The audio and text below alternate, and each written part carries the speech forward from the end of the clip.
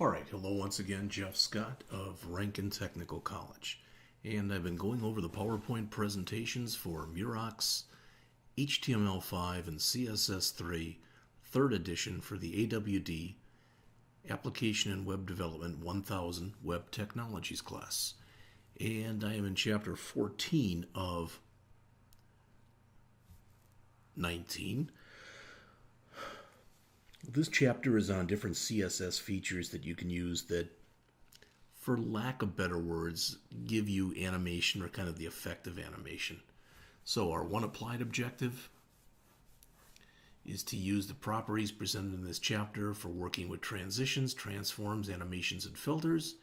Our 5 knowledge objectives are explain how a transition affects the way a change is applied to an element, explain what a timing function is and how it affects a transition or an animation, explain how the rotate, skew, scale, and translate transforms along with the transform origin affect an element, describe the effect of the at keyframe selector rule for an animation in 2 ways it can be coded, and finally describe what you can do with filters and how they're applied. This is a fairly complex chapter with a lot of stuff in it. So, transitions allow you to basically change one or more CSS properties for an element over a specified period of time. Now, before this was available in CSS3, you had to do it in JavaScript or with jQuery. All right.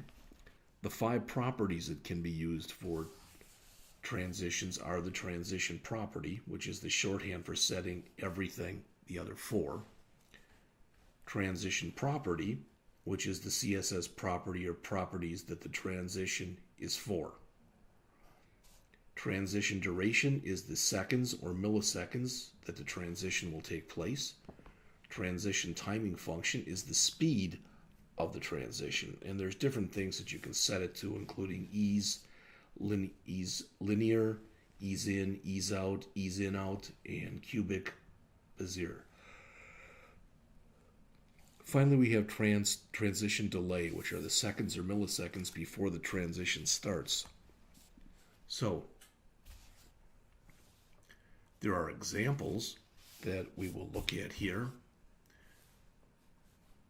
As it says, hover over this to see the transition. So if you hover it, this becomes this, kind of an idea.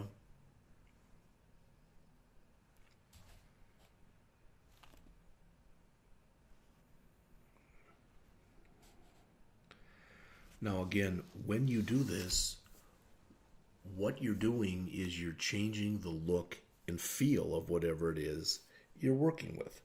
So the transition provides the hopefully smooth change from one set of properties to another.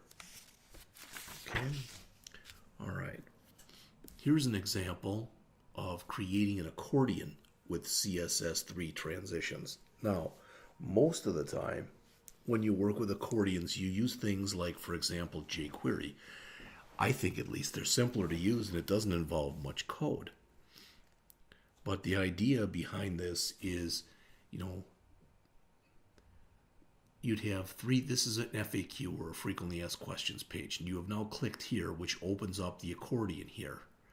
If you click here, this would close and it would open up what is jQuery. If you clicked here, that would close and it would open up, which is harder to learn, jQuery or JavaScript.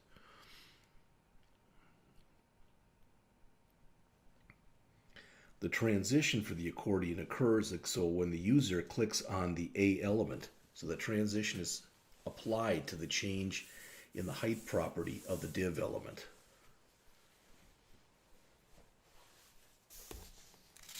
The rule set for the target selector changes the height property from 0 to 120 pixels, which opens up the panel. Now, how about CSS3 transforms? Well, you can do 2D or 3D transforms, and this chapter only talks about 2-dimension transforms. All right. And the properties that you use for this are transform, which applies one or more transform methods to the element, and transform origin, which changes the default origin point. Now, on the next slide here, you see all of the different methods that can be used here. These transforms are often combined with transitions. Okay? And I don't know if they showed you. There's the example. So they've taken this and they've done a transform to basically make it look as though it's a mirror image of itself.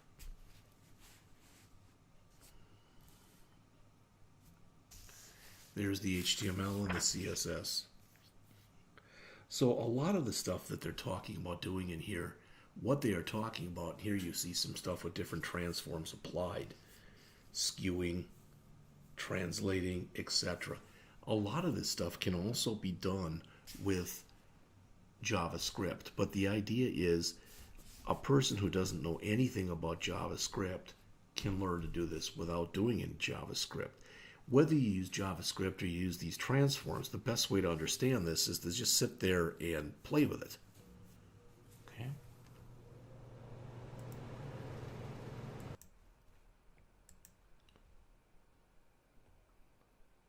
All right. So, the 2D transforms in this example are applied when the page is loaded. If you want the transforms applied when the mouse hovers over an image, you can use the hover pseudo class. Okay. They also give a resource in here. It says, please visit David DeSandro's GitHub post, and it's shown on page 483.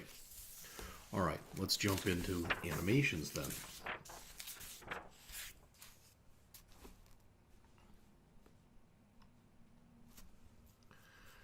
Now what you see here are properties used for working with animations. Animations let you create frame-based animations that are similar to what you might create with a program like Flash. Now the animation property name points to this at keyframes that we're going to talk about in just a minute, selector rule that defines the keyframes for the animation. For a simple animation, the keyframes are set automatically, but you can define them yourself as well. Today, the animation properties work in every modern browser. All right. So you've got animation, which is the shorthand for everything. Animation name, which is the name of the keyframes rule. Animation duration, which is the seconds or minutes that the animation will take, or seconds or milliseconds, I should say. Animation delay, which are the seconds or milliseconds before the animation starts. Animation iteration count, which is either infinite or the number of times the animation should repeat. Animation timing function, which is the speed curve of the animation. And animation duration, which typically you will use normal, reverse, or alternate. I guess alternate to set the direction of the animation. All right, in the example that you see here, the text is animated, and what did it do? It basically slid, all right, from left to right, or from center almost to right, and it changed color during the animation. So the CSS is shown here. This animation basically works like a jQuery slideshow, but it's done with just CSS3. Finally, the last thing that's discussed in here are how to use filters. And filters allow you to change the appearance of images after they've been loaded into the browser without changing the image files themselves. For instance, you can use filters to convert an image to grayscale or to blur it. And the examples are shown here, the methods rather are shown here. And on page 489 as well. And as the author says, blur applies Gaussian, I think it is, blur. The value is in pixels. Brightness, adjust the brightness from 0%, which is black, to 100%, which is unchanged. Numbers higher than 100% result in a brighter image. Contrast, which adjusts the contrast from 0, which is black, to 100, which is unchanged. Drop shadow, which adds a drop shadow, the same way the box shadow property does. Grayscale, which converts the image to grayscale. 100% is completely grayscale, while 0% leaves the image unchanged. Hue rotate, which adjusts the hue rotation for the image. The angle number is the number of degrees around the color circle that the image will be adjusted. Invert, which inverts the colors of the image, 100% completely inverted, 0 unchanged. Opacity, which goes from 0, which means that the image is completely transparent, up through 1, which leaves it unchanged. Saturate, which saturates the image, again 0 is completely saturated, 100 is unchanged. And finally sepia, which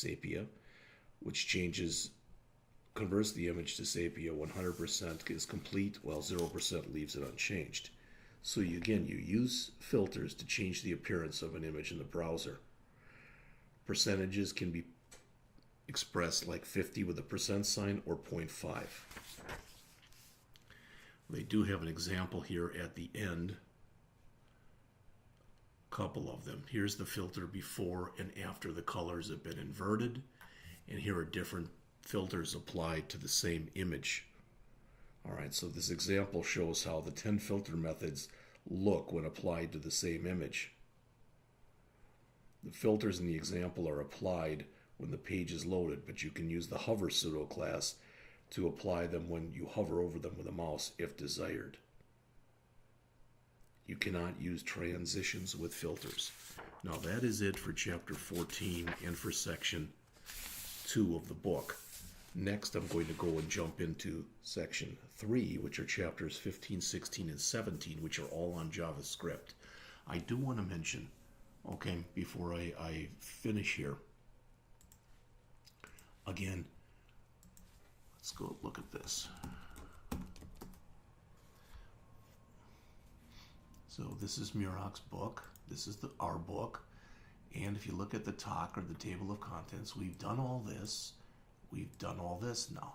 So what's left in here are these 3 chapters, 15, 16, and 17, how to use JavaScript and jQuery to enhance your web pages, how to use the jQuery user interface and jQuery plugins to enhance your pages, and how to use jQuery mobile to build mobile websites. After that, we have 2 last chapters, how to design a website and how to deploy a website. Well, the reason I'm taking the time to quickly show you that is we are going to go through all of the JavaScript chapters in this book, but notice that when we get done, we've got a whole book on JavaScript. All right? So we will be going over this in much, much, much more breadth and depth of coverage. All right, when we get to the second book or next book. All right, thanks for listening.